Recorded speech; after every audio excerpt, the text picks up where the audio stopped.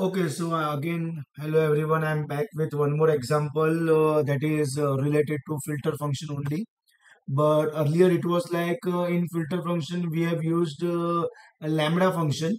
But now suppose if you have a simple or normal function just like this program, we have a defined keyword and we are writing one function checking with one parameter word, and it is returning only simply one thing, the length of word greater than 4. So we have a list of elements we have stored in words, okay, red, green, orange, white, black, pink, yellow, etc. And we are using filter. As I said, filter will accept two parameters. One parameter will be name of the function, and second parameter is the list of the elements or items you have stored in which object or variable.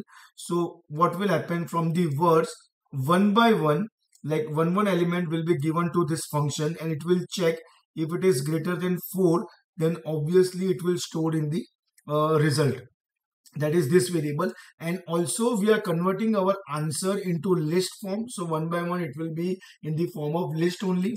So from this, I think greater than 4 is this green, orange, then white, black, and yellow. Obviously red and pink are not there, so let us check the output of this program. Okay, F5. See, red and pink are not there, other colors are there. So this is also how you can use filter function with our instead of lambda function, normal function, and also our list of element variable, that is you can say iterable or whatever. Okay, so thank you everyone.